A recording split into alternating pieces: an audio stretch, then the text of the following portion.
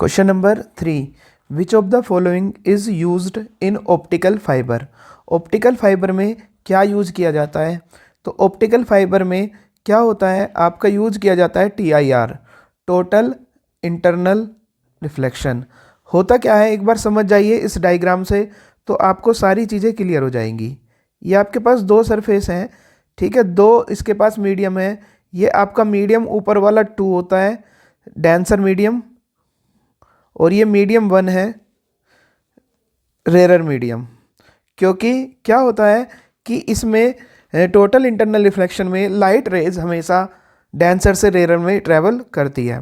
तो क्या हुआ कि मान लीजिए आपको ये लाइट इंसिडेंस हुई एंगल ऑफ इंसिडेंस आई पर, और इसको जाना था इस तरह से, लेकिन जैसे ही डेंसर से रेयर में जाएगी तो नॉर्मल से दूर हटेगी थोड़ा सा, तो इस तरफ क्या हो जाएगी, बैंड हो जाएगी और एंगल ऑफ रिफ्लेक्शन बना लेगी R।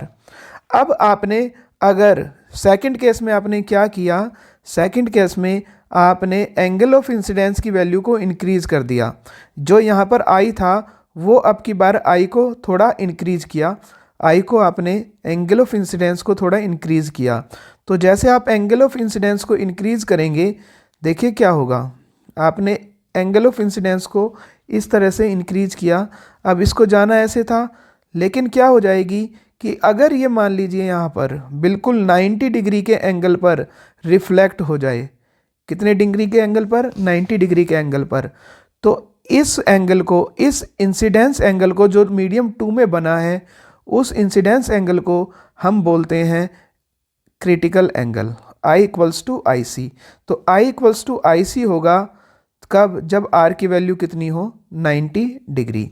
अब तीसरे केस में अगर आपने थोड़ा और इंक्रीज कर दिया, क्या इंक्रीज किया आपने, थोड़ा और इंक्रीज कर दिया एंगल ऑफ इंसिडेंस I को, ये कब है, I जब ग्रेटर देन है IC से, तो लाइट रेज जिस मीडियम में आई थी वापस रिफ्लेक्ट हो जाएगी उसी सेम मीडियम 2 में।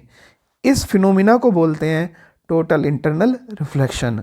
तो टोटल इंटरनल रिफ्लेक्शन की वजह से ही क्या होता है, जो ऑप्टिकल फाइबर आपको डायग्राम में दिखाए गए हैं इसमें यूज होता है आपका TIR, टोटल इंटरनल रिफ्लेक्शन का।